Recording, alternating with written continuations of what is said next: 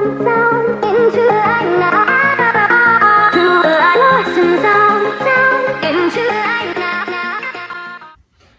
back, and I'm just going to run through equipment with you now. So when it comes to fitness, there is a lot of equipment you can go out and buy, but I really don't want you to rush out and buy lots of things because it is very expensive, and there is a lot we can use from around the house, or you can pick up out and about nice and cheap. So some of my equipment is, you know, the top of the range stuff, and some of it is just real basic things I've found in supermarkets or, you know, hardware stores or stuff like that. So it's really about being creative and seeing what you can use when you're out and about. I don't need to spend a lot of money. But first off, I think the most important thing is an anti-slip mat. So this is just basically a yoga mat here, and I pick it up from supermarkets. I'm not going to name any certain brands, but they do have a little aisle down the middle that is pretty good for things like this, and these come up now and again, and I'll buy like 2 or 3 because they're only pounds really. So this is great because you can just throw it out on any surface, as you can see, like that, and it gives you a nice anti-slip surface straight away. So this is something that I always sort of have in my kit, and then you can start to add in your equipment on top of it, and it also gives the dogs a good sort of target as well, so a good place for them to target and come over to do their fitness, and then they can go back and rest on the bed like Nova is here. So first off, very important, a nice cheap yoga mat. Don't spend a lot of money, you can pick these up really cheap. So what else have we got? The other thing that I think is quite important and a basic is these yoga blocks. These are really great off an internet company, really cheap, and they're great for just starting off your training. So you can do things like front feet targets on these, rear feet targeting, even paw pod pivot in, or paw pivot in front and back. And then if you've got 2, you can also do some core workouts and stuff like this where they back feet on there, front feet on there. Stands to downs, basic stuff like that. You can start your sit training as well on there, your down training, depending on the size of your dog as well. You can turn them like that. If you've got a little dog, you can do some stands to downs. So these are really versatile. You can use books even. You don't need to go out and buy these. Just find some big books that are around the house, or some sort of blocks or a bit of wood. Whatever works really. So these are great, nice and cheap. I had these for years, and they still get used now. So especially with my younger little Cocker Spaniel. So they're really good. And then as you can see, it gets a little bit crazy. So as I mentioned in your plan, I want you to sort of get your dog used to these weird, inflatable, funny feeling objects, and they can look really odd. They are really odd to people who have never seen this type of thing before as well. So your dog can struggle with novelty. So novelty training would be just bring them into the room with the equipment out, feed them for being around it. I might do some like scatter feeding. So I would bring Nova in free, and I might just do some scatter feeding around this equipment, just like this, so you can see she gets used to it. Then I'd reset her, throw a piece of food away. Good girl. She come back over, eat some food around this weird equipment, like she's standing on it. I'm not really getting involved, we're just putting some food down, and she's just interacting with the equipment herself. So yeah, I think that's really important, and a lot of us all forget that, and we need to build confidence on these objects for sure, and around these objects. So definitely work on novelty training, so do some scatter feeding, and then you can start to build up things like where she might come over and put 2 paws on there, or learn to stand on something a little bit uneven. So this giant disc is really good. So it's got like a prickly, well, not a prickly side, but a sort of a different feel side to that smooth side. So you can get them to start to put their paws on there, and really it's just about them getting comfortable using this equipment at first. So if you're brand new to this, I want you to really work on just confidence on this equipment. And it's not about getting your dog all 4 feet on, you know, it's a lot of the time it is, can your dog put rear feet on this equipment? Can your dog put front feet on this equipment. It might just be they touch it and then you reward away. They touch it, you reward away. Depends on the dog and the level of confidence. Obviously, if the dog's experienced at this, you've probably already built the confidence. And actually, sometimes it's good to go back over it.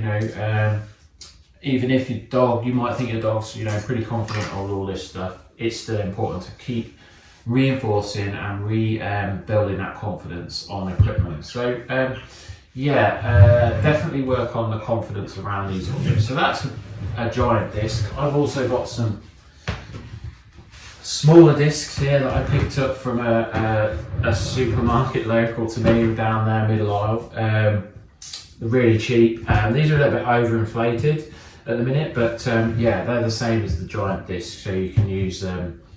They can stand on these, 4 paws on, whatever really, as we go through the training. So you've got your discs. They're really useful, so you can get a giant one, you can pick up small ones quite cheaply. So they're the discs. They're really useful as we progress through fitness training. You've also got something called paw pods, which I really want to show you guys. This is where we start to, as we progress down the training route, they will put individual paws on there and there. So they'll have rear feet and front feet on there. Then we can start to build some control, and we can leg lift, and they can do stands and downs and all sorts really. So the paw pods are really good for core strength and isolating single legs. We can also start to build submit your choice here and start to walk around the dog. So it really helps when you're looking at the dog's form and their structure and where they're at and stuff. So having them fixed on 4 paw pods and being able to stay there while we sort of stand up and move around them gives us a really great opportunity to look at the dog in a good stand and sort of assess where we're at. So I really like these, and we can transfer these onto other objects like planks and things like that. So if we want to add inclines or declines to add a level of difficulty, we can start to add these in as well. So these are really helpful piece of kit. So paw pods, you can pick these up on internet companies as well, but these are obviously the FitPaws ones. They've got a nice anti-slip bottom, so I do like those ones. Then you've got the famous FitBone. Everybody loves the FitBone. So these have been out for years. You can never have too many of these. We can do a lot with these. If you've got 2 of them, you can put a plank across and do like uneven surfaces. So for when you're doing your sideways walking, or like plank walking, or even if you're doing sort of static positions on the plank, you can add an element of unevenness. And also these are really good when you've got a bigger dog, because you can start them off on something like this before you move to the paw pods. So rear feet on there, 2 feet down. It adds an element of it's a bit higher as well, so you've got that incline as well. 2-sided, so you've got different surfaces on that one again for proprioception. So really great bit of kit. Could not be without a FitBone. It's probably used every week, to be honest. So I do love the FitBone. We've also got the stacking blocks. These are the sort of things that I've had made myself, because I feel they're really useful. So, but you can find whatever you need.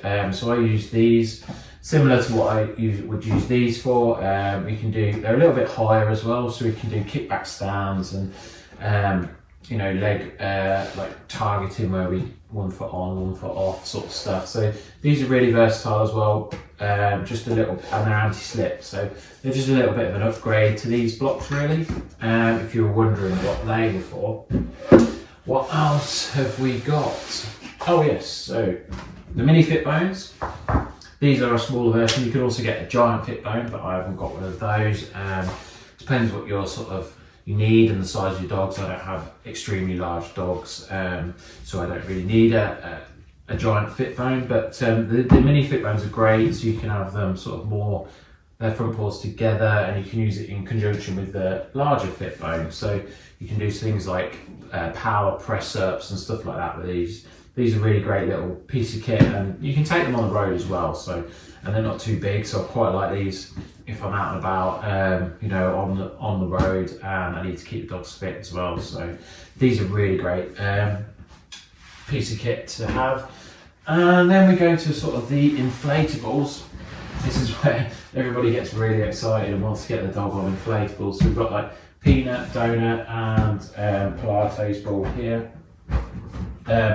This is sort of like the more advanced stuff, so once your dog's built up a good level of strength and fitness and proprioception and understanding really, but most importantly confidence, then we'll start to move on to things like the inflatables. So you can use the donut for lots of different things. My little dog Star is just small enough to fit on here, so we can do things like sit stands, and that really works on core, and we can target like things like the front legs, the back legs, stuff like that using the donut. Obviously a dog like Nova here, she's a little bit too big, so you would need 2 of these, but she can do things like front feet on and rear feet on. We can pivot around this once we've learned to put paw pod pivot in and stuff, so that adds another level of difficulty there for that sort of thing.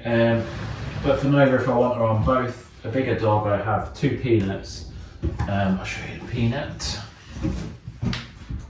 So I have, well, I mean, if your dog's big enough, you can do it that way, so they stand on it. But I have 2 of these, so one behind there, one here, and Nova will stand on there and do stand down, like reps like that, and lifting legs and stuff, all sorts of stuff, which will really help. You know, you can target specific muscle groups, stuff like that. So these are really good, and these aren't Fit Paws. These were really cheap off the internet, again, pounds to be honest, and they last as well as the Fit Paws stuff. So some things I like to buy from Fit Paws, some things I like to buy myself or have it made. So yeah, there's your peanut, which you can use, and then I also have the Pilates ball, which I found really useful actually. So it's got like, this is from the supermarket, it's got a bobbly side and a smooth side, and we can do things like doggy squats on here. We can get the dogs to stand on it, jump on it and stuff like that, roll it around. Really useful bit of kit, so I use this quite often as well. And it wasn't expensive, and the dog's claws, as long as your dog's claws are maintained, do always check the dog's claws first, make sure they're, you know, clipped and filed, but I've never had any problems with dog's claws on stuff like this. But just be sure before you start that they're, you know, in good working order, so we don't have any punctures. And that's about it. The only other thing is, I'll just grab it. So yeah, I have a board which I find really useful. You can just use a plank of wood or something like that, and then you can get the dog to stand on there. We might add an incline and a bit of an evenness. You can do it with a bigger fit bone, obviously. You can have 2 fit bones, one at either end. So this is used on a very regular basis as well. So I've got a larger plank here, as you can see. So the mat, the blocks and the plank, and maybe one of these would be my sort of starting out kit that I would start off with, and then you can start to build up your kit really. The only other thing actually I've got to mention is the memory foam pads. Now these are great. I have a couple of these. These are from the internet as well. I wouldn't pay Fitballs prices for these, but there you go. I feel that there's not much difference. These are just memory foam pads, but they're actually really unstable when they get on there. It doesn't look it, but it does work the dogs really hard. So I can use these, I can use 1 or I can use 2. I can use them like that or like that. They're really great bits of kit that I start a lot of young dogs on, and they all start on sort of pads and blocks and stuff like that before we move on to this equipment. So you can really get your movement and like motor muscle memory solid before you get onto stuff like this. You want the dogs to know what they're doing and understand what they're doing before they get really into it. So it's really key that we work on like rear feet targeting, front feet targeting, transitions, so things like stand to down, down to stand, stand to sit, sit to stand, all of those things, individual leg lifting, things like that. That's really important, and we do all of that on the flat So the dog understands it's got front feet, rear feet, core, and how to move in and out of positions. So really that's key. And that's the equipment, guys. There is a big rocker board there as well, which we use in the flexibility training of your fitness plan. So that's a great bit of kit as well, but you can use the sofa, you can use the wall. Obviously don't scratch up your new dining room paint, but you can find something, you know, brick wall outside or whatever, or you can do it on the flat, the flooring and stuff like that. So but we'll go into that into more detail further on in your flexibility part of the plan. But really that's the equipment. What I really want to make sure is that you get your dog used to the equipment, happy with the equipment, and confident around it. And I look forward to seeing you in the next video.